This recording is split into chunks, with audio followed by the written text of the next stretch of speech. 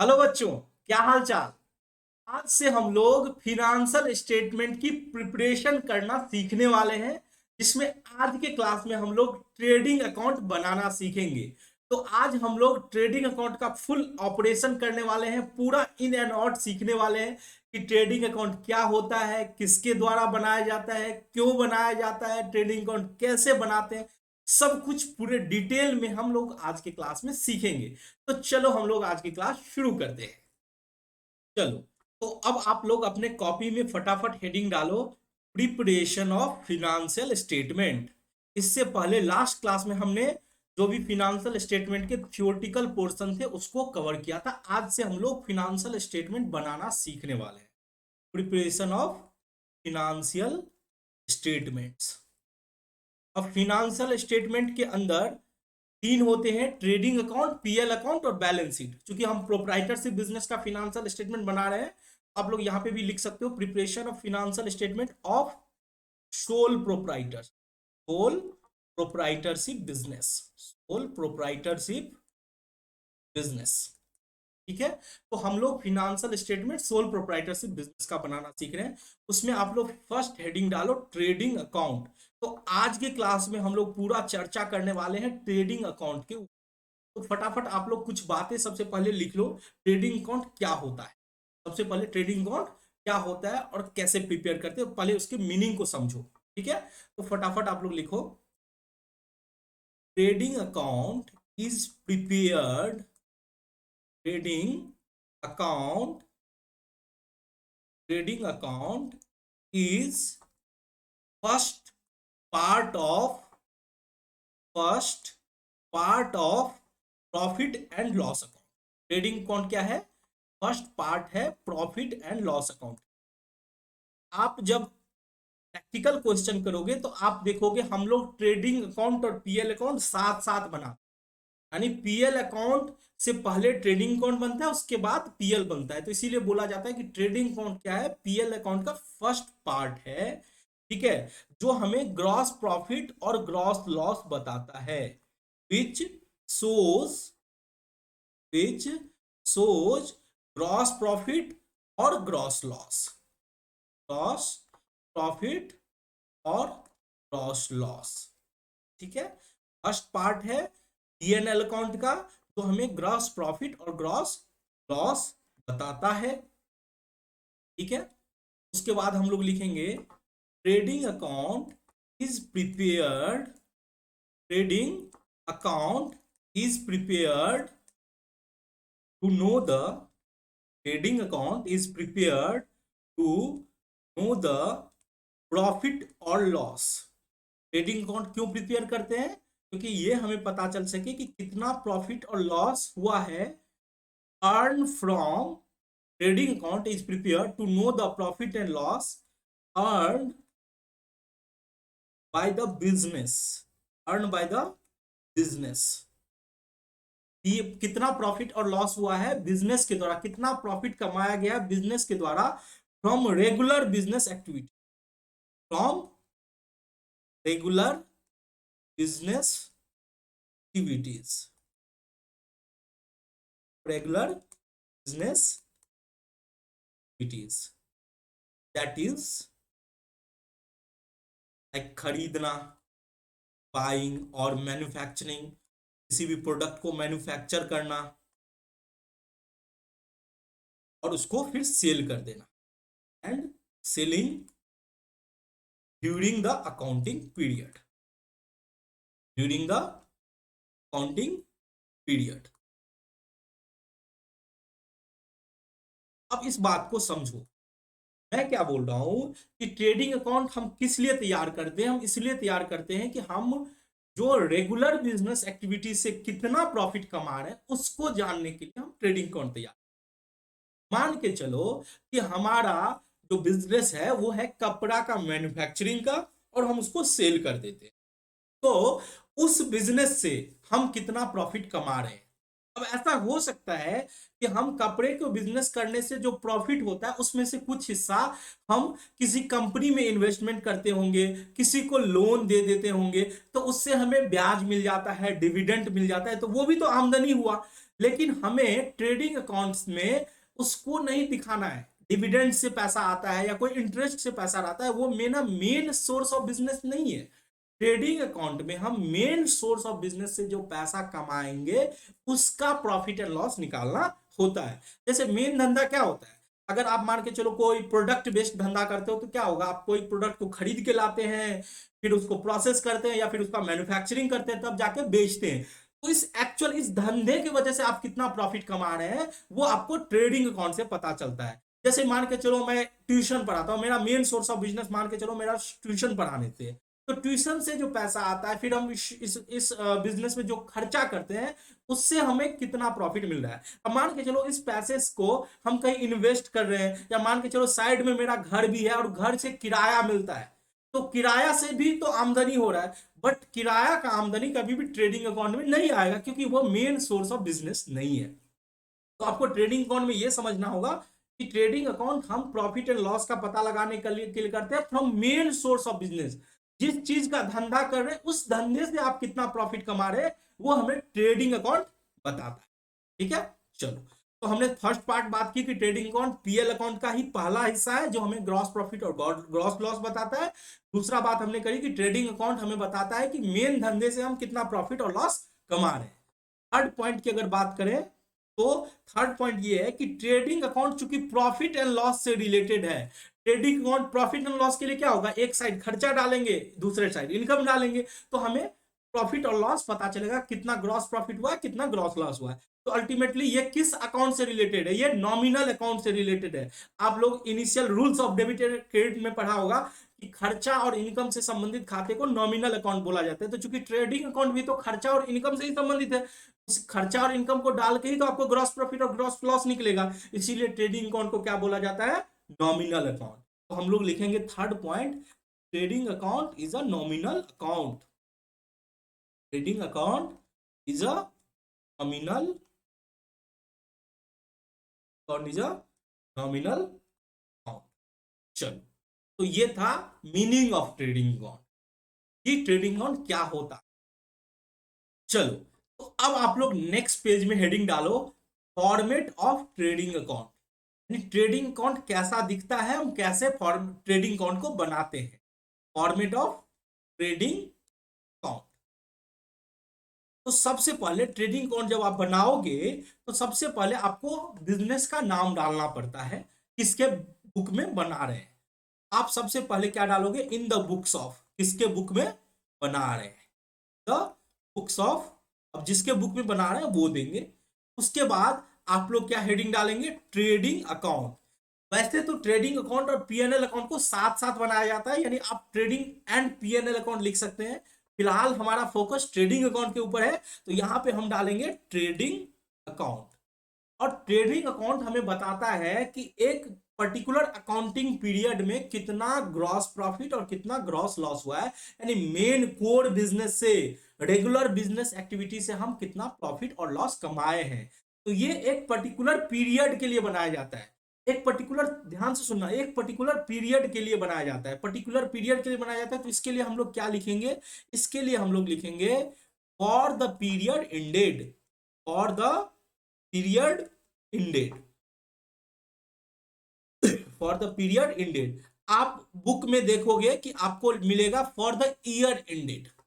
ठीक है, मैं क्यों लिखा फॉर द पीरियड इंडेड, क्योंकि ऐसा हो सकता है बिजनेस के अंदर कि आपको साल में 2 बार ट्रेडिंग अकाउंट बनाने के लिए बोल दिया जाए, तो आपको यह लिखना गलत होगा कि फॉर द ईयर इंडेड। अगर साल के अंत में बना रहे हैं तो फिर पीरियड इंडेड के बदले में आप ईयर इंडेड भी लगा सकते हैं, कोई दिक्कत इसमें नहीं है। बट साल के बीच में बना रहे हैं तो वहां पे पीरियड इंडेड लगाना जरूरी होगा। बट साल के अंत में भी अगर हम पीरियड इंडेड लगाएंगे तो कोई उसमें गलती नहीं है।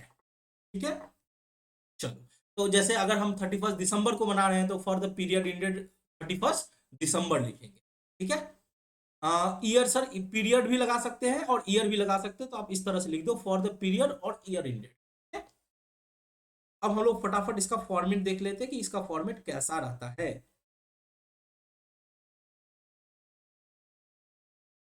तो इस तरह से टी शेप बनता है। ट्रेडिंग अकाउंट का फॉर्मेट कैसा रहेगा, आपको टी शेप फॉर्मेट दिखेगा।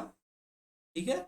इसमें सर डेट रहता है क्या, डेट का कॉलम रहता है क्या? बिल्कुल भी नहीं, इसमें डेट का कॉलम नहीं रहता है। एक तो डेबिट साइड रहता है और दूसरा रहता है क्रेडिट साइड। ठीक है। तो इस तरह से आपको टी सेफ फॉर्मेट में आपको मिलेगा ट्रेडिंग अकाउंट। एक साइड को डेबिट साइड बोलते हैं और दूसरे साइड को क्रेडिट साइड बोलते हैं। ठीक है। ये जो डेबिट साइड रहता है ना, डेबिट साइड में हम जनरली खर्चा को दिखाते हैं, क्रेडिट साइड में इनकम को दिखाते हैं। ठीक है। बट हम लोग क्या लिखेंगे, हम लोग लिखेंगे particulars, particulars amount. Indian currency में बना रहे हैं तो रुपीज का सिंबल देंगे। क्रेडिट साइड में पर्टिकुलर्स अमाउंट और रुपीज। जैसा कि मैंने आपको शुरू में ही बोल दिया था कि ट्रेडिंग अकाउंट क्या है, नॉमिनल अकाउंट। ट्रेडिंग अकाउंट क्या है, नॉमिनल अकाउंट है। यानी ये अकाउंट्स के रूल से बाइंड है। अकाउंट्स के, ध्यान से सुनना, ये कोई स्टेटमेंट नहीं है, ये एक अकाउंट्स है, यानी अकाउंट्स के रूल को ये बाइंड करता है। तो अकाउंट्स के रूल में, यानी लेजर पोस्टिंग का रूल आप ध्यान से सोचो। लेजर पोस्टिंग में आपको क्या सिखाया जाता था कि सर डेबिट साइड में कुछ भी होता है तो वो टू से शुरू होता है। ठीक है। और क्रेडिट साइड में कुछ भी होता है तो वो ट्रांजेक्शन बाय से शुरू होता है। तो ट्रेडिंग अकाउंट में भी वही रूल फॉलो करेंगे। क्यों? क्योंकि सर ट्रेडिंग के आगे अकाउंट लिखा है, यानी अकाउंट के रूल को ये बाइंड करता है, यानी लेजर पोस्टिंग का रूल यहां भी एप्लीकेबल होगा। ठीक है। तो ट्रेडिंग अकाउंट के डेबिट साइड में सबसे पहले हम लोग क्या डालते हैं, सबसे पहले हम डालते हैं ओपनिंग स्टॉक। सबसे पहले क्या डालते हैं, ओपनिंग स्टॉक। हम एक एक करके इस पर डिटेल चर्चा करेंगे, तो अभी फटाफट लिखो ये ओपनिंग स्टॉक। उसके बाद हम लोग डालते हैं purchase, purchase of goods, purchase of goods. और अगर कोई परचेज रिटर्न होता है तो वो हम उसको क्या करते हैं, परचेज रिटर्न को माइनस कर देते हैं। अगर कोई परचेज रिटर्न होता है तो परचेज रिटर्न को क्या करते हैं, माइनस कर देते हैं। एक ऑप्शन तो है माइनस करके दिखाओ, दूसरा माइनस नहीं करके आप क्रेडिट साइड में चाहे तो उसे दिखा सकते हैं। बट हम लोग जो फॉलो करेंगे वो करेंगे माइनस कर देंगे। ठीक है। उसके बाद हम सारे के सारे डायरेक्ट एक्सपेंसेस को डेबिट साइड में दिखाएंगे। सारे के सारे डायरेक्ट एक्सपेंसेस, वो खर्चा जो आपके मेन बिजनेस से संबंधित है, फैक्ट्री से संबंधित है, जिस चीज का धंधा करना है उससे संबंधित जो खर्चा होगा उसको हम डायरेक्ट एक्सपेंसेस बोलेंगे। ठीक है। और उसके बाद अब बात करते हैं क्रेडिट साइड में। तो क्रेडिट साइड में सबसे पहले क्या दिखाएंगे, सेल्स दिखाएंगे कि हम कितना सेल्स किए हैं गुड्स का, सेल्स ऑफ गुड्स। ठीक है। और अगर सर कोई सेल्स रिटर्न हो जाता है तो सेल्स रिटर्न को हम लोग क्या करेंगे, माइनस कर देंगे। सेल्स रिटर्न को क्या करेंगे, माइनस करेंगे। ठीक है। सेल्स रिटर्न को हमने माइनस कर दिया और जो भी बचा उसको बोला जाएगा नेट सेल्स। और जो भी परचेज में से परचेज रिटर्न माइनस करने के बाद जो बोला जाएगा उसको बोला जाएगा नेट परचेज। ठीक है। उसके बाद हम लोग दिखाएंगे क्लोजिंग स्टॉक। उसको इसको दिखाएंगे, क्लोजिंग स्टॉक को। अब क्लोजिंग स्टॉक दिखाने के बाद हम देखेंगे कि हमारा कौन सा साइड ज्यादा है। अगर हम धंधा कर रहे हैं और हमारा क्रेडिट साइड ज्यादा है, क्रेडिट साइड में ज्यादा है, तो आपका डेबिट में क्या कहलाएगा, यानी क्रेडिट साइड यानी इनकम साइड ज्यादा है। सर अगर इनकम साइड ज्यादा है तो आपका जो डिफरेंस होगा वो कहलाएगा ग्रॉस प्रॉफिट, कहलाएगा आएगा ग्रॉस प्रॉफिट। मान के चलो 100 रुपया आपके क्रेडिट साइड में है और 50 रुपया डेबिट साइड में है, तो डिफरेंस 50 क्या कहलाएगा, ग्रॉस प्रॉफिट। इसको बोलेंगे gross profit C/D, carry down. क्यों? क्योंकि इस ग्रॉस प्रॉफिट को हम फिर P&L अकाउंट में लेके जाएंगे, तब तो हमें नेट प्रॉफिट और नेट लॉस पता चलेगा। और सर अगर डेबिट साइड ज्यादा हो गया तो जो डिफरेंस होगा वो हमारा हो जाएगा ग्रॉस लॉस। डिफरेंस क्या हो जाएगा, डिफरेंस हो जाएगा सर ग्रॉस लॉस। ये बैलेंसिंग फिगर आएगा, इसको ये जो आएगा बैलेंस निकलेगा, बैलेंस। सर दोनों हो सकता है क्या, ग्रॉस प्रॉफिट और ग्रॉस लॉस? ऐसा पॉसिबल है? तुम ही बताओ। बिल्कुल नहीं हो सकता, या तो प्रॉफिट होगा या फिर लॉस होगा, दोनों नहीं होगा। अगर क्रेडिट ज्यादा होगा तो डिफरेंस डेबिट में आएगा, हम उसको बोलेंगे ग्रॉस प्रॉफिट। और डेबिट में अगर ज्यादा होगा तो क्रेडिट में होगा, उसको बोलेंगे ग्रॉस लॉस। दोनों में से कोई एक हो सकता है। चलो, अब आप लोग फटाफट अपने कॉपी में हेडिंग डालो, term appearing on the debit side of trading account. Items appearing on the debit side of trading account. Trading account में जो कुछ भी डेबिट साइड में हम दिखाते हैं अभी हम लोग उसके ऊपर चर्चा करें। तो सबसे पहला आइटम जो हम लोग डेबिट साइड में दिखाते हैं वो क्या है? वो है ओपनिंग स्टॉक। सबसे पहला क्या है? Opening stock. तो सबसे पहले हम लोग बात कर लेते हैं ओपनिंग स्टॉक। ओपनिंग स्टॉक क्या होता है? सर, ओपनिंग स्टॉक होता है जो स्टॉक साल के शुरू में बचा हुआ रहता है। यानी आप बोल सकते हो कि ओपनिंग स्टॉक जो होता है, लास्ट ईयर का जो क्लोजिंग स्टॉक होता है वो बिकम हो जाता है ओपनिंग स्टॉक। यानी आप बोल सकते हो closing stock of last year, closing stock of last year comes the opening stock, comes the opening stock of current year. ये जो क्लोजिंग स्टॉक होता है पिछले साल के अंत का, वो आपका क्या हो जाता है? वो ओपनिंग स्टॉक बन जाता है current year, becomes the opening stock of current year.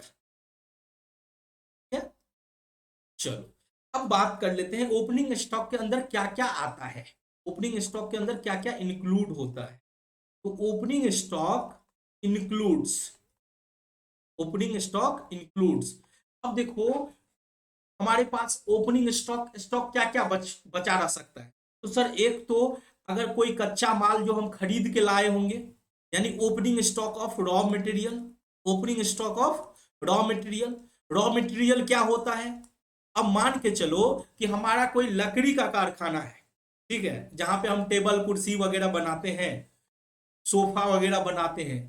तो सोफा टेबल कुर्सी के लिए हम सबसे पहले क्या करते होंगे? लकड़ी खरीद के लाते होंगे। तो लकड़ी हमारे लिए क्या हो गया? Raw material. तो वो कुछ बचा रह सकता है साल के अंत में, तो अगले साल के शुरू में वो ओपनिंग स्टॉक बन जाएगा। दूसरा ऐसा हो सकता है कि हमने कुछ लकड़ी का टेबल बनाना शुरू किया लेकिन वो कंप्लीट फिनिश नहीं हुआ, यानी वो आधा अधूरा है, ठीक है, उसको बोला जाता है opening stock of semi finish goods, semi finished goods, semi finish goods. Semi finish goods कुछ नहीं, इसको बोला जाता है work in progress. Work in progress मतलब काम चल रहा है लेकिन वो फिनिश नहीं हुआ है। जैसे हमने सोफा बनाना तो शुरू किया लेकिन सोफा पूरा तरह से फिनिश नहीं हुआ साल के अंत में, तो वो जो आधा अधूरा है उसको बोला जाता है सेमी फिनिश गुड्स या वर्क इन प्रोग्रेस, ठीक है। और तीसरा होता है फिनिश गुड्स, जो फिनिश गुड्स बनके तो तैयार है लेकिन अभी तक बिका नहीं है, तो उसको बोलते हैं finish goods. Opening stock of finished, opening stock of finished goods, ठीक है।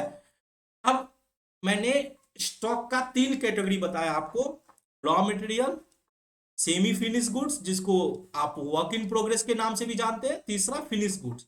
तो ओपनिंग स्टॉक 3 टाइप के हो सकते हैं। उसी तरह से आगे चल के आप देखेंगे क्लोजिंग स्टॉक भी 3 होते हैं, जो रॉ मटेरियल है, सेमी फिनिश गुड्स है, फिनिश गुड्स है, ठीक है। तो हमेशा याद रखना कोई भी स्टॉक होता है वो 3 टाइप का हो सकता है, रॉ मटेरियल हो सकता है, सेमी फिनिश गुड्स हो सकता है और फिनिश गुड्स हो सकता है। चलो, अब आप लोग सेकेंड पॉइंट हेडिंग डालो, परचेज ऑफ गुड्स।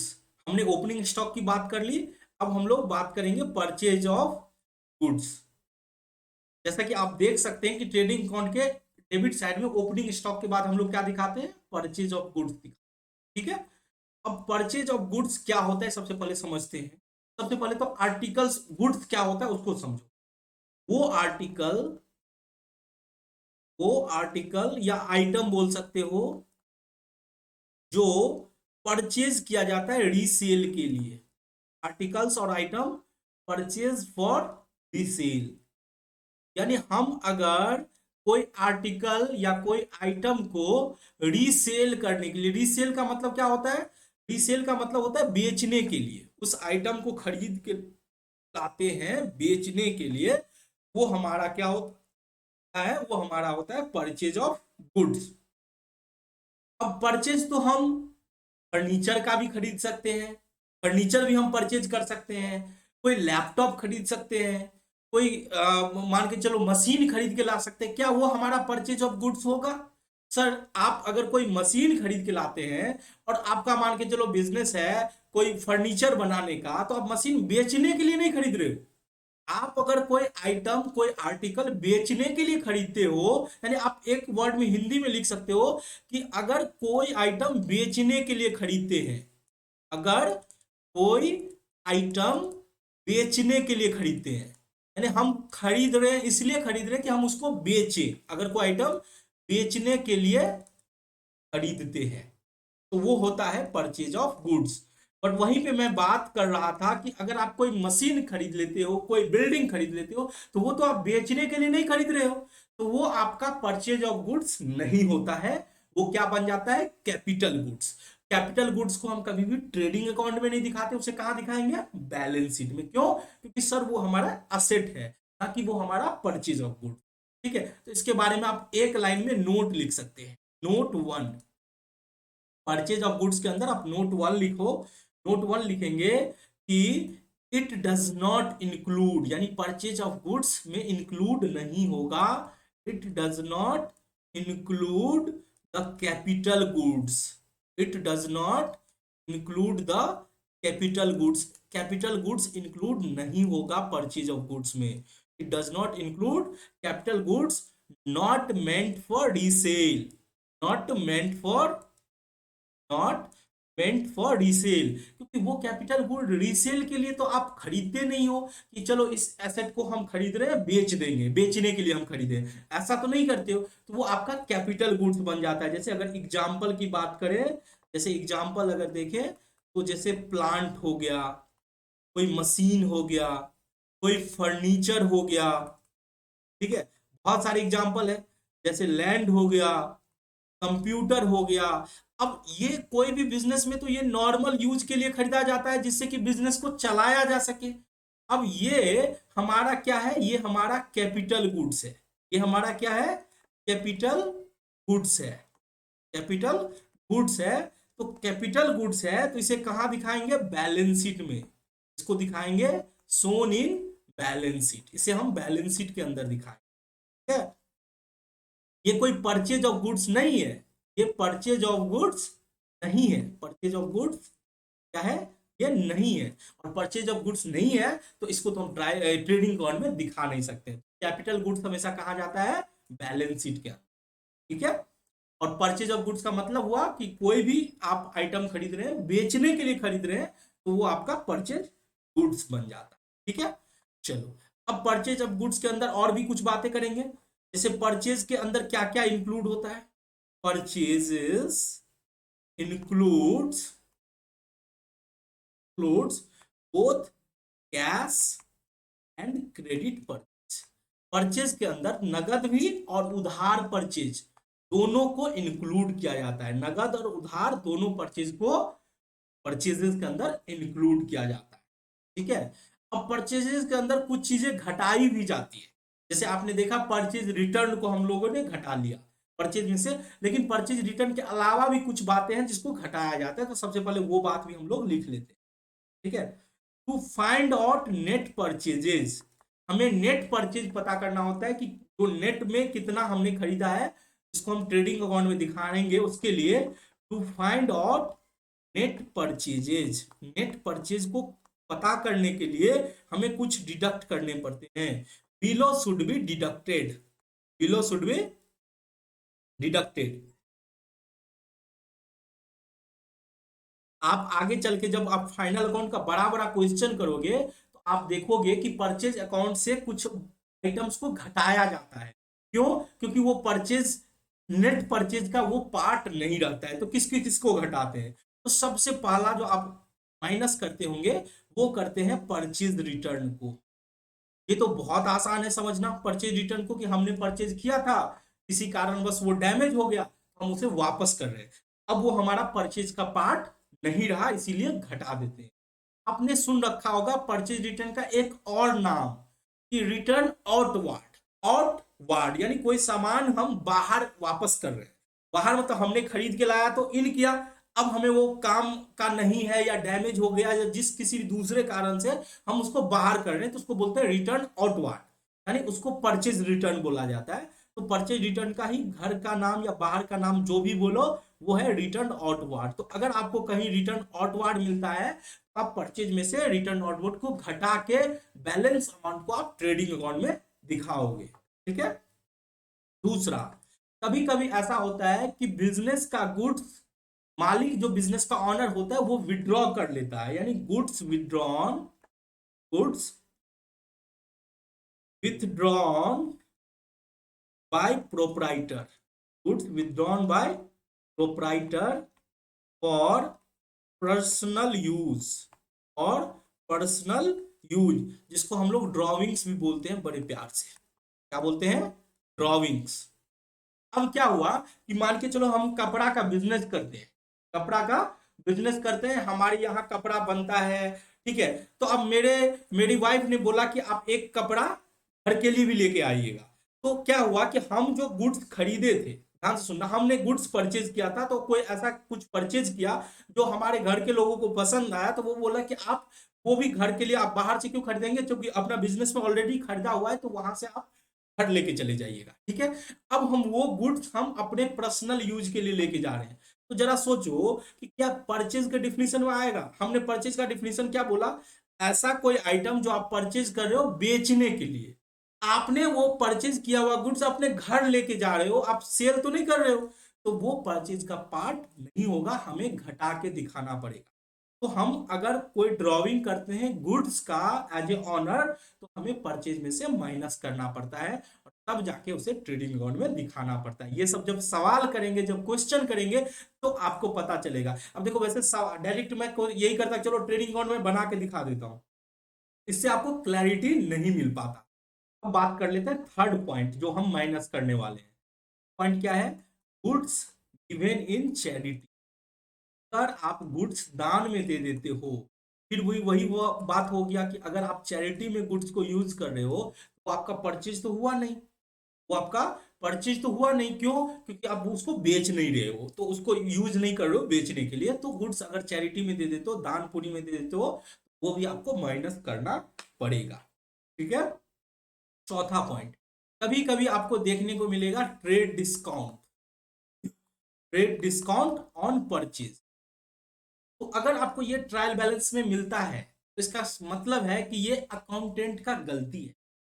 ये क्या बोल रहे हैं सर, अकाउंटेंट का गलती है? क्योंकि आपने सीखा था कि ट्रेड डिस्काउंट की हम एंट्री नहीं करते, ट्रेड डिस्काउंट को कभी भी बुक्स ऑफ अकाउंट में दिखाते नहीं है, क्योंकि ये सभी को दिया जाता है। अगर वो ट्रायल बैलेंस में है, इसका मतलब क्या हुआ है कि अकाउंटेंट ने ट्रेड डिस्काउंट का भी एंट्री कर दिया है, यानी हमारा परचेज एक्स्ट्रा दिख रहा है। तो हम फिर क्या करेंगे, ट्रेड डिस्काउंट में से, ट्रेड परचेज में से उस ट्रेड डिस्काउंट को माइनस कर देंगे, अगर ये ट्रायल बैलेंस में दिया होगा तो।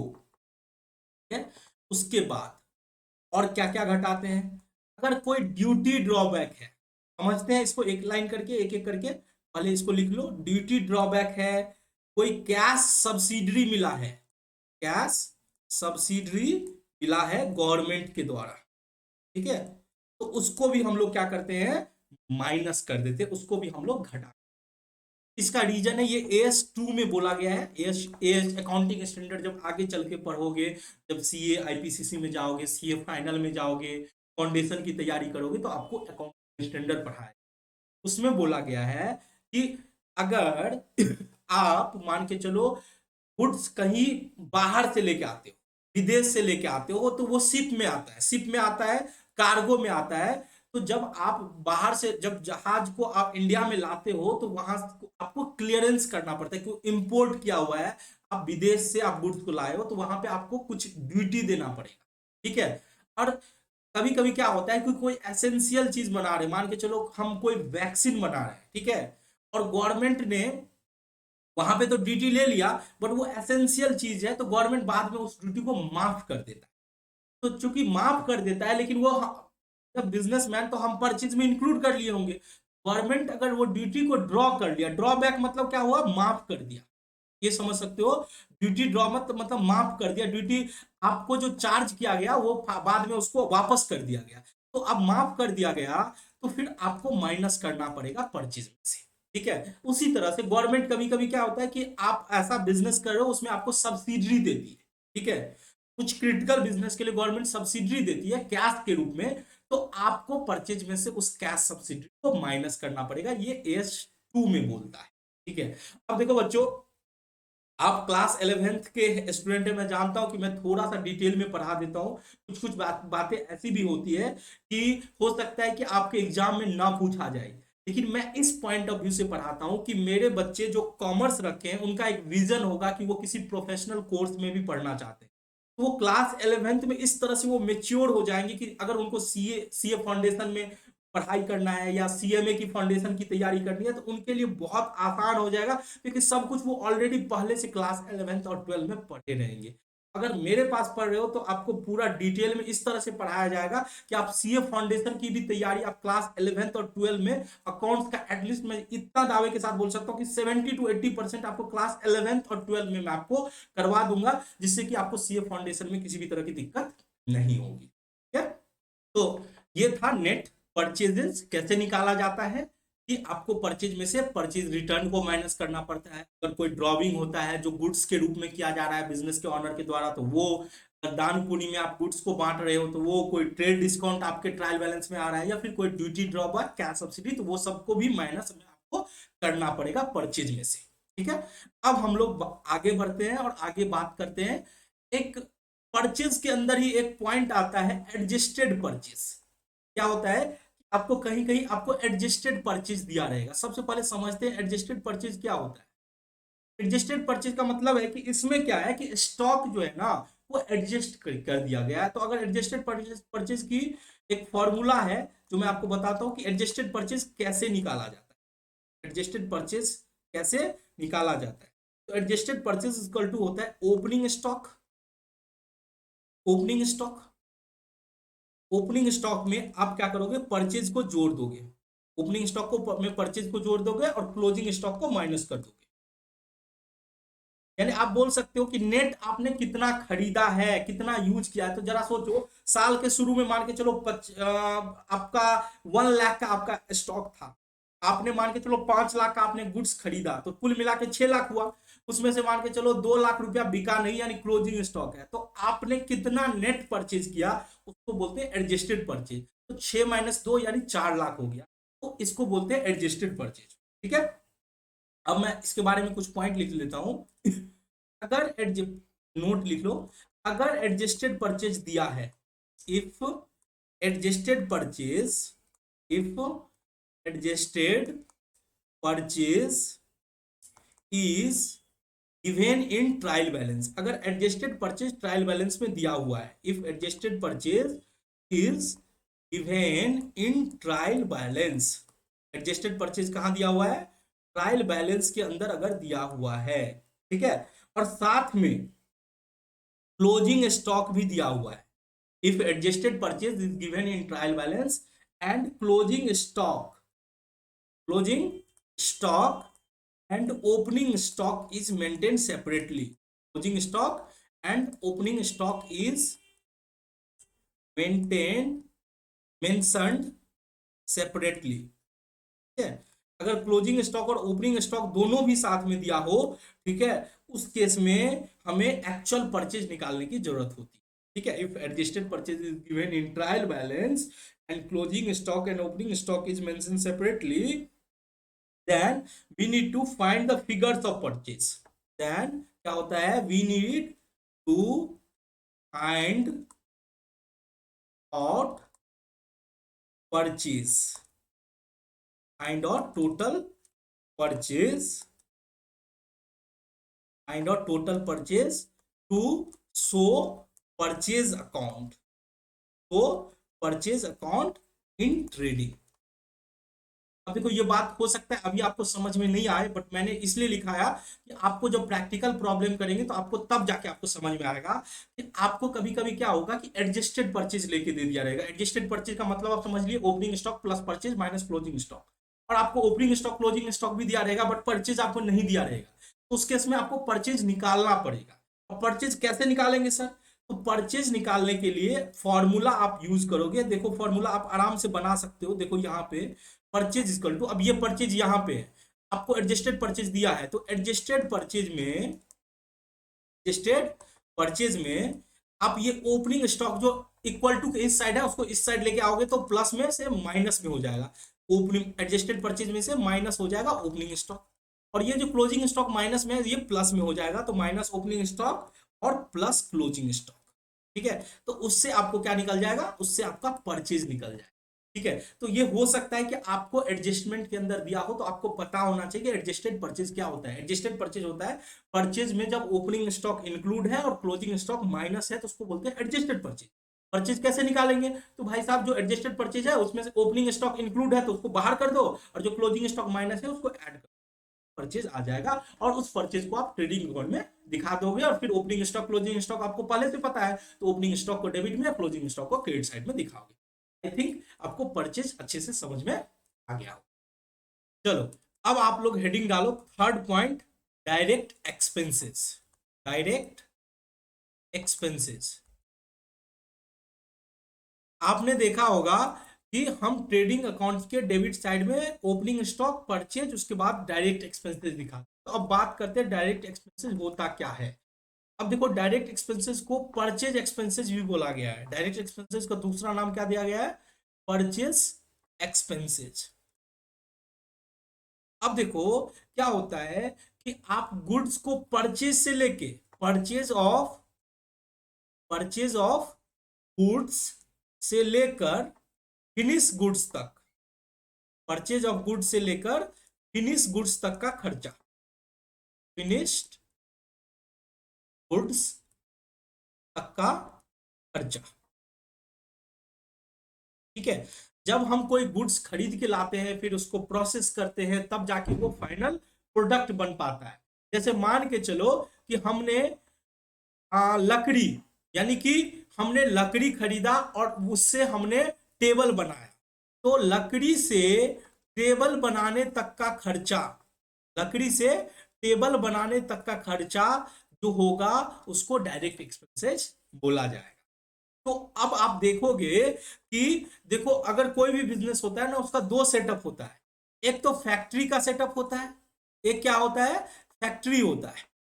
एक होता है फैक्ट्री जहां मैन्युफैक्चरिंग होता है, जब गुड्स को फाइनल प्रोडक्ट तक बनाया जाता है।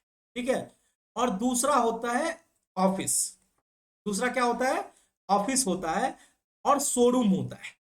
ठीक है, आप देखते होंगे शोरूम जहां पे एक्चुअली गुड्स को बेचा जाता है, और जहां पे उसके स्टाफ होते हैं जो सारा कुछ मॉनिटर करते हैं। ठीक है, तो डायरेक्ट एक्सपेंसेस क्या है, फैक्ट्री और मैन्युफैक्चरिंग से रिलेटेड जो खर्चा होता है उसको बोला जाता है डायरेक्ट एक्सपेंसेस। उसको क्या बोला जाता है, डायरेक्ट। और ऑफिस से रिलेटेड जो खर्चा होता है वो हो जाता है इनडायरेक्ट एक्सपेंसेस। इनडायरेक्ट एक्सपेंसेस यानी गुड्स को फिनिश गुड्स तक बनाने का जो खर्चा होता है उसको डायरेक्ट एक्सपेंसेस बोला जाता है, और उसके बाद का खर्चा, बेचने तक का खर्चा, फिर एडमिनिस्ट्रेटिव से रिलेटेड खर्चा जो होता है वो हो जाता है इनडायरेक्ट एक्सपेंसेस। चलो, अब हम लोग फटाफट डायरेक्ट एक्सपेंसेस का डिटेल में जाने वाले हैं। अब हम लोग देखते हैं कि डायरेक्ट एक्सपेंसेस के अंदर क्या क्या इंक्लूड होता है। Direct expenses include, direct expenses में क्या क्या इंक्लूड होता है। तो सबसे फर्स्ट पॉइंट, कैटेगरी वन इसको बोलेंगे। सबसे पहला जो होगा उसको हम लोग बोलेंगे कैटेगरी वन। इसमें आएगा जैसे वेजेस, मजदूरी, जो स्टाफ फैक्ट्री में काम करता है उसको मजदूरी दिया जाता है। ठीक है, आपको दूसरा नाम सुनने में आएगा फैक्ट्री वेजेज, फैक्ट्री वेजेस, या फिर आपको सुनने को मिलेगा प्रोडक्शन वेजेस, प्रोडक्शन वेजेस। फिर आपको मिलेगा कहीं पे डायरेक्ट लेबर, डायरेक्ट लेबर। ठीक है, और मिल सकता है wages and salary, wages and salary. अब वेजेज एंड सैलरी क्यों बोला गया है, देखो ये फैक्ट, वेजेज एंड सैलरी जो होता है फैक्ट्री का खर्चा होता है, लेकिन फैक्ट्री के अंदर भी कुछ ऐसे लोग होते हैं जो रेगुलर काम करते हैं, वो एम्प्लॉय की तरह काम करते हैं तो उनको सैलरी दिया जाता है। बट अगर फैक्ट्री के एम्प्लॉय को भी अगर सैलरी दिया जाता है तो वो भी डायरेक्ट एक्सपेंसेस का पार्ट होता है। ठीक है, अब इसके अंदर कुछ बातें हैं जिसको नोट के रूप में रखेंगे। नोट वन, नोट वन, वैसे तो मैंने बोला कि सारा जो वेजेज होता है, जो भी factory wages, production wages, direct labour, wages and salary, ये सब कहाँ जाएगा, ट्रेडिंग अकाउंट में। क्यों, क्योंकि ये डायरेक्ट एक्सपेंसेस है। बट मैं बात करता हूं, अगर आप वेजेज पे करते हो, wages paid for installation of asset. अगर आप मजदूरी दे रहे हो किसी एसेट को इंस्टॉल कराने के लिए, फॉर इंस्टॉलेशन ऑफ एसेट। आपको याद होगा, आपने डेप्रिसिएशन चैप्टर पढ़ रखी है, उसमें हमने बोला था कि एसेट में, एसेट का कॉस्ट ऑफ एसेट में, अगर हम किसी एसेट के ऊपर इंस्टॉलेशन कराने का खर्चा या फिर उसको लाने का, जैसे फ्रेट का खर्चा, ये सब हम एसेट का ही पार्ट मानते हैं। तो इंस्टॉल कराते हो किसी एसेट को, किसी मशीन को इंस्टॉल कराते हो, तो उसमें जो खर्चा होता है वो एसेट के अंदर ही जोड़ दिया जाता है। तो उसको आप कभी भी डायरेक्ट एक्सपेंसेस नहीं बोल सकते, भले ही वो वेजेज ही है, लेकिन वो मशीन को इंस्टॉल कराने का वेजेज है, इसीलिए उसको बोला जाएगा कैपिटल एक्सपेंडिचर। तो ये जो होते हैं, ये क्या होते हैं? कैपिटल एक्सपेंडिचर होते हैं। अगर वेजेज पे करते हो एसेट को इंस्टॉल कराने का, तो वो क्या होता है? कैपिटल एक्सपेंडिचर होता है, और उसको हम ट्रेडिंग अकाउंट में तब नहीं दिखाएंगे। आप बोल सकते हो hence not charge, not charge to trading account. से क्या किया जाएगा? ट्रेडिंग अकाउंट में चार्ज नहीं किया जाएगा। ठीक है। चलो अब हम लोग बात कर लेते हैं दूसरा, नोट 2। जिस तरह से मैंने बोला कि वेजेज पे करते हो, उसी तरह से कभी कभी आपको मिलेगा salary and wages. Salary and wages, देखो सैलरी एंड वेजेज का मतलब मेन पोर्शन जो है सैलरी है, उसमें वेजेज भी इंक्लूड है, बट क्लियर नहीं है कि कितना है। तो अगर आपको वेजेज एंड सैलरी होगा तो फिर तो आप ट्रेडिंग अकाउंट में दिखाते हो, बट अगर सैलरी एंड वेजेज है तो फिर उसको दिखाया जाएगा पीएनएल। ये बात आपको याद रखना, are shown in PNL account. Logic भी है, अगर सैलरी और वेजेस दोनों कंबाइंड है लेकिन लिखा हुआ है सैलरी एंड वेजेस, तो इसका मतलब सैलरी ज्यादा है, उसे पीएल अकाउंट में दिखाएंगे। अगर आपको वेजेज एंड सैलरी दिया रहता तो वेजेज एंड सैलरी को ट्रेडिंग अकाउंट में। अब बात कर लेते हैं कैटेगरी 2 के, डायरेक्ट एक्सपेंसेस का दूसरा कैटेगरी, कैटेगरी 2। कैटेगरी 2 में हम बात कर लेते हैं फ्रेट का। फ्रेट का मतलब क्या होता है सर? फ्रेट का मतलब होता है भाड़ा, कैरेज। कैरेज को भी भाड़ा ही बोला जाता है। और तीसरा होता है carriage inward. Carriage inward, inward का मतलब हुआ, ध्यान से सुनना, दो टाइप का कैरेज होता है, कैरेज इनवार्ड और कैरेज आउटवार्ड। इनवार्ड का मतलब कोई भाड़ा जो हम फैक्ट्री के अंदर लाने का खर्चा होता है, तो बोलते हैं कैरेज इनवार्ड। उसी को कैरेज ऑन परचेज भी बोला जाता है। कैरेज इनवार्ड को ही क्या बोला जाता है? कैरेज ऑन परचेज, यानी कि खरीद के लाने का भाड़ा, खरीद के लाने का भाड़ा। एक होता है कैरेज ऑन सेल्स, आप जो है गुड्स को बेचते हो और अपने कस्टमर तक पहुंचाते हो, तो उसको बोलते हैं कैरेज आउटवार्ड, तो वो पीएनएल अकाउंट में जाएगा। ये freight, carriage, carriage inward, carriage on purchase, ये सब कहां जाएगा सर? ये जाएगा ट्रेडिंग अकाउंट। कहां जाएगा? ट्रेडिंग अकाउंट में। ठीक है। अब ये क्यों ट्रेडिंग अकाउंट में जाएगा? क्योंकि ये खर्चा है एक्सपेंसेस। ये खर्चा क्या है? Expenses for bringing the goods, expenses for bringing the goods to the factory. Factory तक लाने का खर्चा जो है ये फ्रेट है, कैरेज है, कैरेज इनवार्ड है, और bringing the goods to the factory, इसीलिए इसको डायरेक्ट एक्सपेंसेस बोला जाता है। कि हम किसी भी सामान को, गुड्स को हम अगर अपने फैक्ट्री तक लाते हैं, उसके लिए जो खर्चा है हमारा क्या होता है? Direct expenses. ठीक है। चलो अब इसके अंदर भी दो पॉइंट आप नोट लिख सकते हो। नोट 1, अगर कोई कैरेज और फ्रेट पे करते हैं, कैरेज और फ्रेट, कैरेज और फ्रेट पे करते हैं टू ब्रिंग एन एसेट, किसी एसेट को लाने। अब देखो, अगर आप गुड्स को लाने के लिए खर्चा करते तब तो वो आपका डायरेक्ट एक्सपेंसेज होता, लेकिन आप किसी एसेट को ला रहे हैं, किसी मशीन को ला रहे हैं, तो फिर वो कहलाएगा कैपिटल एक्सपेंडिचर। वो क्या कहलाएगा? Capital expenditure. तो फिर एक्सपेंडिचर कैपिटल एक्सपेंडिचर कहलाएगा, तो इसको हम ट्रेडिंग अकाउंट में चार्ज नहीं कर सकते हैं। Not charge to the trading account, उसे हम ट्रेडिंग अकाउंट के अंदर नहीं दिखा सकते। क्लियर होना चाहिए। देखो, आपको रट्टूमल बनने से आपको नहीं फायदा होगा, को समझना होगा। मैं इतना डिटेल में क्यों बता रहा हूं? क्योंकि बच्चे को डायरेक्ट ये समझा दिया जाता है कि कैरेज है, कैरेज इनवार्ड है, इसे तुम क्या करो? ट्रेडिंग अकाउंट में दिखा। लेकिन अगर कोई कैरेज है किसी एसेट को लाने के लिए, तो वो ट्रेडिंग अकाउंट में कैसे जाएगा? क्योंकि एसेट तो होता है कैपिटल एक्सपेंडिचर, और हमने सीख रखा है कि अगर किसी एसेट को लाने का खर्चा, इंस्टॉलेशन कराने का खर्चा, सब क्या होता है, एसेट का ही पार्ट। इसीलिए अगर कोई रेट पे करे, कोई भाड़ा या कैरेज पे करे एसेट को लाने का, तो वो डायरेक्ट एक्सपेंसेस नहीं कहलाएगा, वो कैपिटल एक्सपेंडिचर कहलाएगा, उसे बैलेंस शीट के एसेट साइड में दिखेगा। ठीक है, चलो अब बात कर लेते हैं note two. Note two, carriage outward, इसके बारे में मैं ऑलरेडी चर्चा कर चुका हूं। आउटवार्ड का मतलब होता है कि कोई भाड़ा पे कर रहे हैं जहां पे आपको अपना गुड्स को कस्टमर तक पहुंचाना है, यानी ये फैक्ट्री के बाहर का काम हो गया। इसको बोलते हैं कैरेज ऑन सेल्स। इसको क्या बोला जाता है? Carriage on sales. तो ये जो है वो पीएल अकाउंट में जाता है। कहां जाता है? सोन in PNL, Son in PNL. ये ट्रेडिंग अकाउंट में इसको नहीं दिखाता। क्लियर हो गया कैटेगरी टू में कि नॉर्मली फ्रेट है, कैरेज है, कैरेज इनवार्ड है, इस सबको ट्रेडिंग में दिखाते हैं। लेकिन अगर कोई एसेट को लाने का खर्चा हो या फिर कैरेज आउटवार्ड हो, कैरेज ऑन सेल है, तो फिर उसको हम ट्रेडिंग अकाउंट में नहीं दिखाते हैं। चलो अब हम लोग लिखते हैं कैटेगरी थ्री।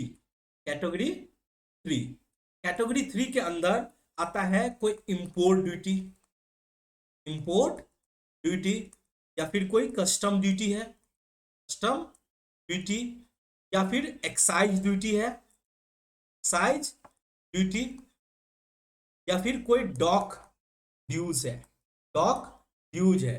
तो इन सबको, या फिर कोई ऑक्ट्री है, ऑक्ट्री, तो इन सबको जो है हम कहाँ दिखाते हैं? ट्रेडिंग अकाउंट में, क्योंकि ये सब डायरेक्ट एक्सपेंसेज होता है। ये कौन सा खर्चा होता है? ये गवर्नमेंट को पे करते हैं। आप इसके बारे में एक लाइन लिख सकते हैं कि पेड किया जाता है टू द गवर्नमेंट, पेड किया जाता है to the government on purchase और manufacturing of goods, on purchase और manufacturing of goods, manufacturing of goods,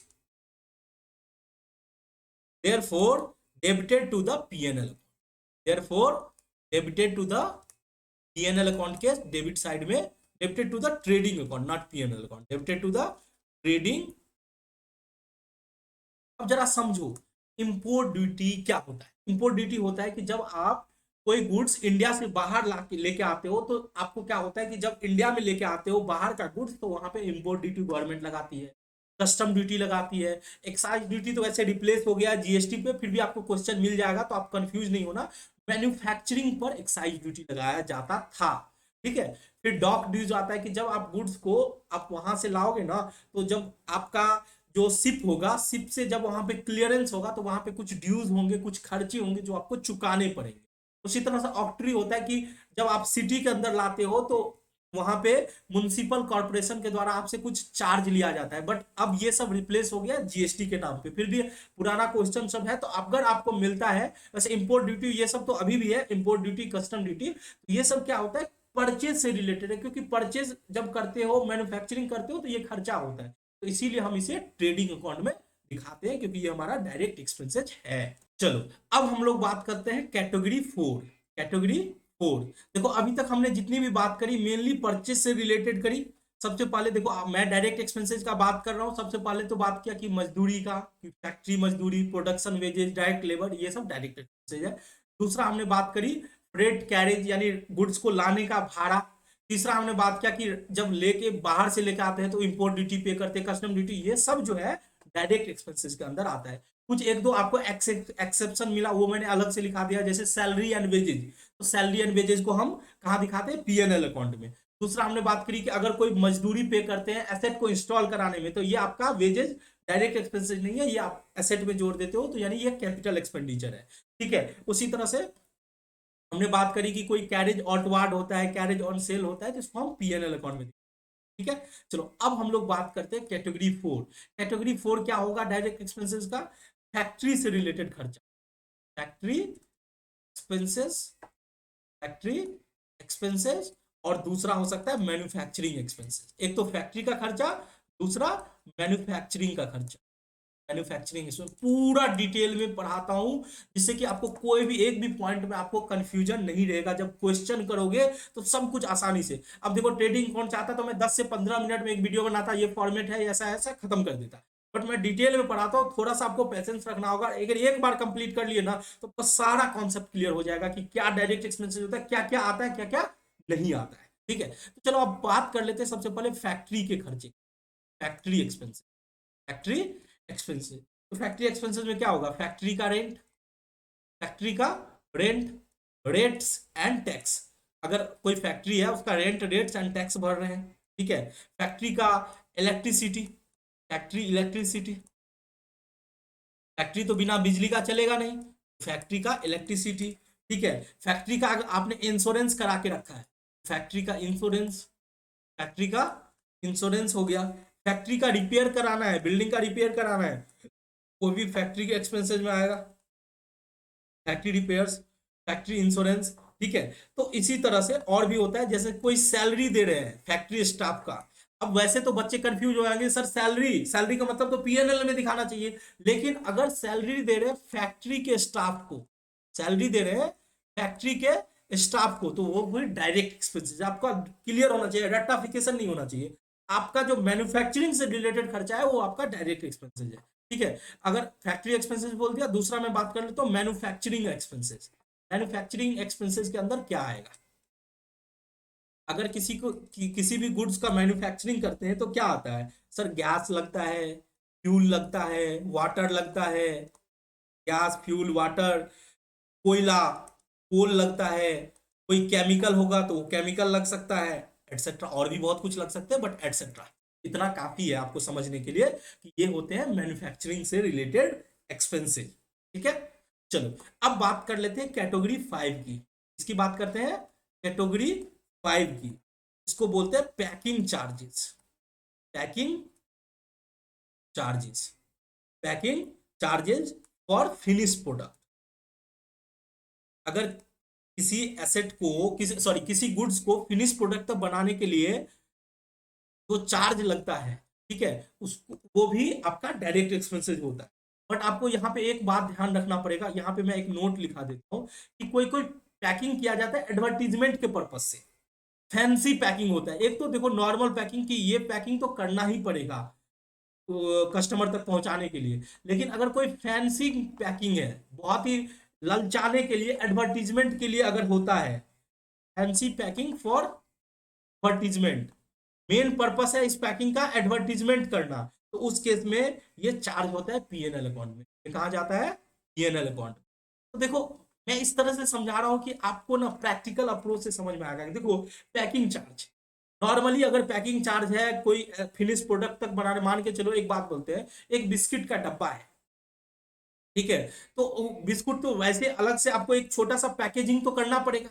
लेकिन अगर उस पैकेजिंग को और भी फैंसी कर रहे हो जिससे कि लोग को ज्यादा अट्रैक्टिव लगे, तो उसको बोलता है फैंसी पैकिंग। वो फिर पीएनएल अकाउंट में आपको चार्ज करना पड़ेगा।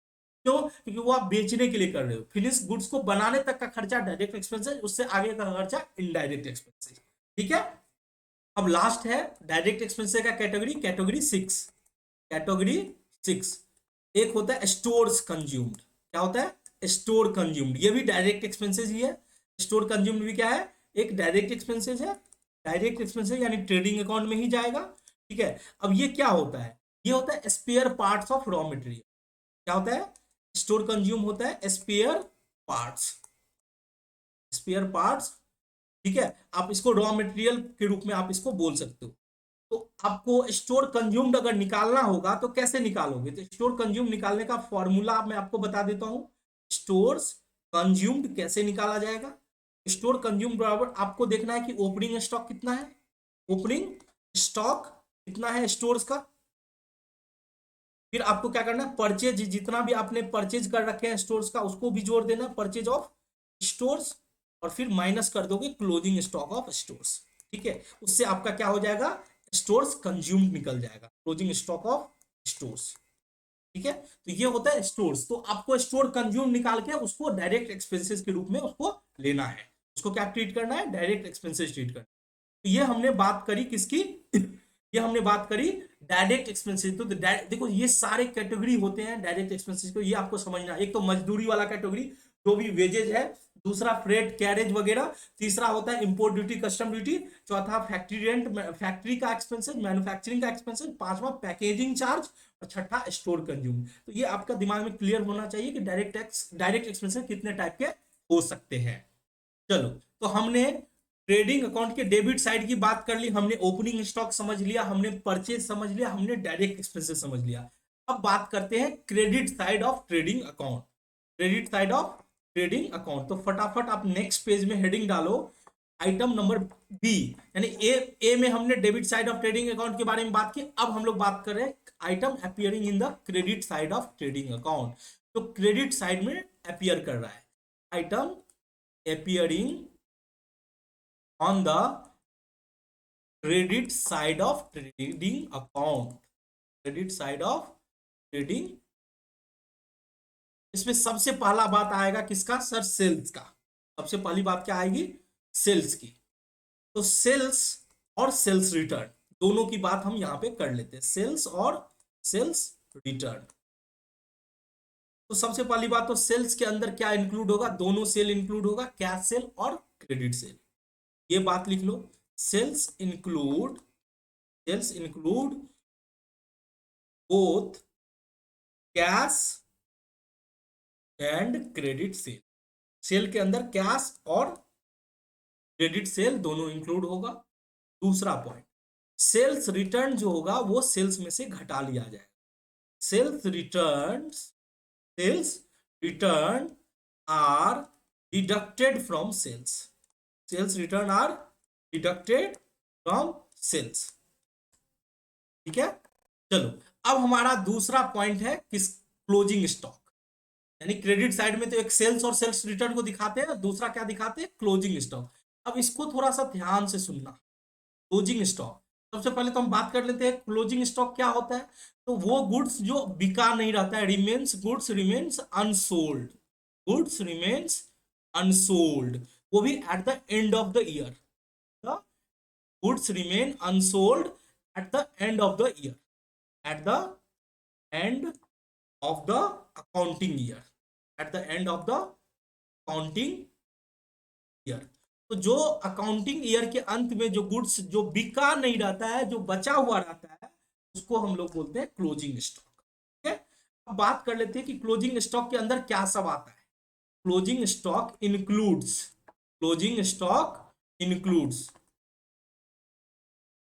अब देखो जैसे मैंने ओपनिंग स्टॉक में बोला कि ओपनिंग स्टॉक में 3 टाइप के होते हैं, raw material, semi finish goods और फिनिश गुड्स। उसी तरह से क्लोजिंग स्टॉक भी 3 टाइप के होंगे।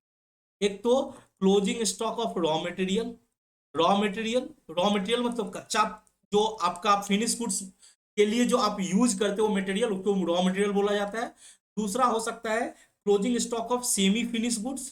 क्लोजिंग स्टॉक सेमी मतलब आधा अधूरा है, फिनिश नहीं हुआ है, सेमी फिनिश्ड गुड्स, इसको हम लोग वर्क इन प्रोग्रेस के भी नाम से जानते हैं, WIP, वर्क इन प्रोग्रेस। और तीसरा होता है closing stock of finish goods, closing stock of finished goods.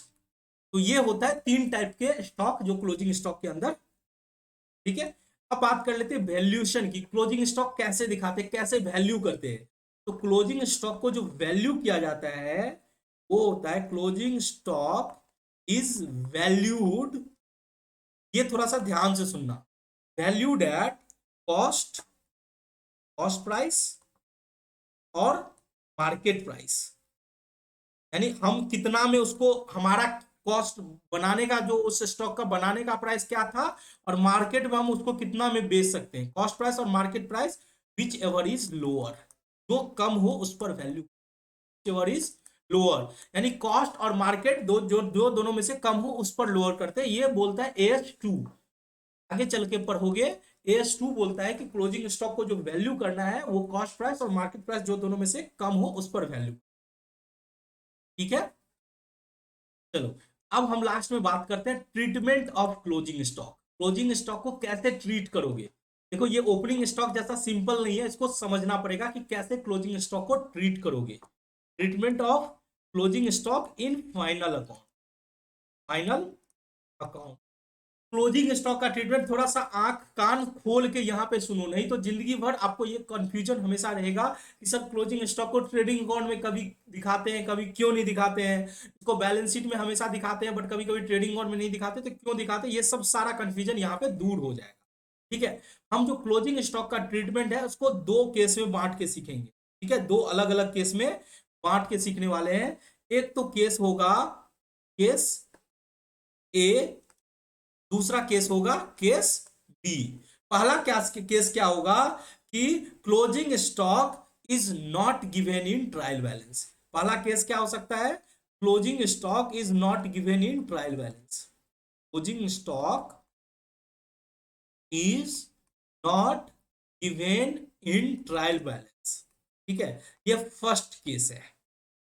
ठीक है, और दूसरा केस हो सकता है कि closing stock appearing in trial balance. Closing stock is appearing in trial balance. अब देखो, आपको थोड़ा सा आपको दिमाग को दौड़ाना होगा। जब आप ट्रायल बैलेंस पढ़ रहे थे, ट्रायल बैलेंस में हमने बोला था कि कभी भी क्लोजिंग स्टॉक ट्रायल बैलेंस के अंदर नहीं रहेगा। क्यों? क्योंकि क्लोजिंग स्टॉक की एंट्री फाइनल अकाउंट बनाते टाइम किया, यानी कि अभी ट्रायल बैलेंस बनाते समय क्लोजिंग स्टॉक का एंट्री नहीं होना चाहिए। तो अगर जनरली आपको दिखेगा कि क्लोजिंग स्टॉक हमेशा ट्रायल बैलेंस के बाहर ही रहता है। अगर ट्रायल बैलेंस के बाहर रहता है तो इसको दो जगह दिखाएंगे अकाउंट में। एक तो दिखाएंगे, शो करेंगे under the credit side of trading account, shown under the credit side of trading account, credit side of trading account. और दूसरा दूसरा दिखाएंगे हम इसे एसेट साइड में, shown under asset side of balance sheet. कहां दिखाएंगे? बैलेंस शीट के एसेट साइड में।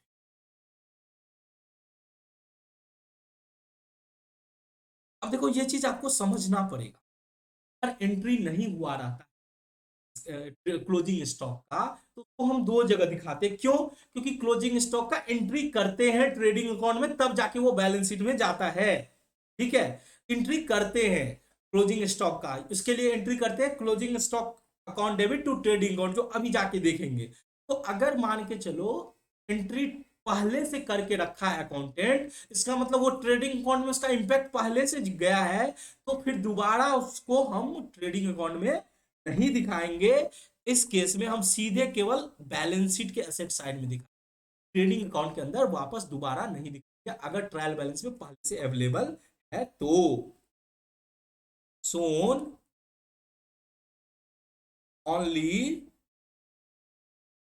Only in asset side of trading account, asset side of trading account, asset side of balance sheet, not trading account. इसे हम balance sheet trading account में दिखाएंगे ही नहीं अगर पहले से ट्रायल बैलेंस में दिख रहा है। इसके पीछे लॉजिक यही है कि अकाउंटेंट ने ऑलरेडी एंट्री पोस्ट कर दिया है, क्लोजिंग स्टॉक का एंट्री कर दिया है। क्लोजिंग स्टॉक का एंट्री क्या हुआ? Closing stock to trading account. तो ऑलरेडी ट्रेडिंग अकाउंट का पोस्टिंग हो चुका है, तो दोबारा हम फिर से ट्रेडिंग अकाउंट में नहीं दिखाएंगे। ये लॉजिक है।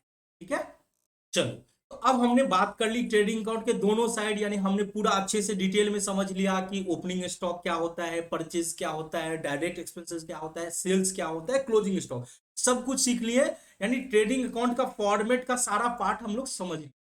अब हम लोग देखते हैं कि ट्रेडिंग अकाउंट में जो डेबिट और क्रेडिट में दिखाते हैं उसका एक्चुअल में जर्नल एंट्री क्या होता है।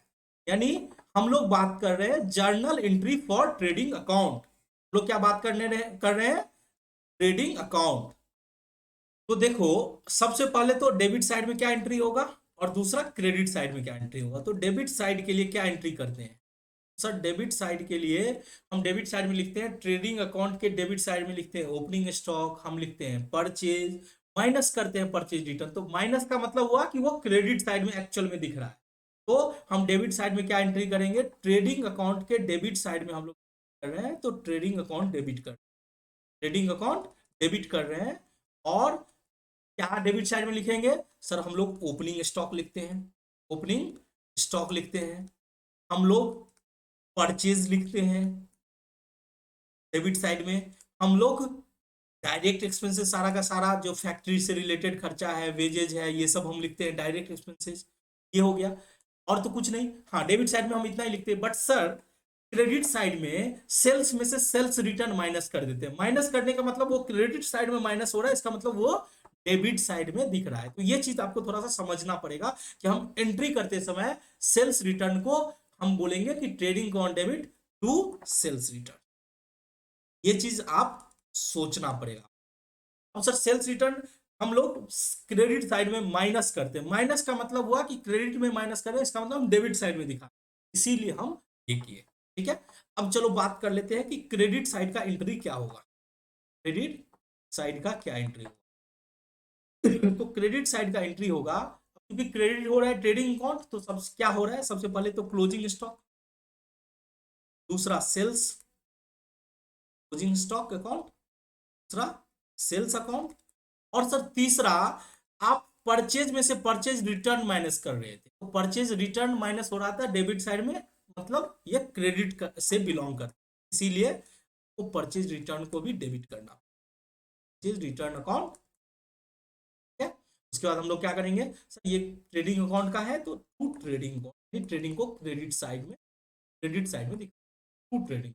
तो ये तक हुआ जर्नल एंट्री आपका ट्रेडिंग अकाउंट का। बट इससे या तो प्रॉफिट होगा या लॉस होगा, दो चीज हो सकता है, या तो ग्रॉस प्रॉफिट हो सकता है, ग्रॉस प्रॉफिट हो सकता है, या फिर ग्रॉस लॉस हो सकता है, दोनों में से कोई एक हो सकता है।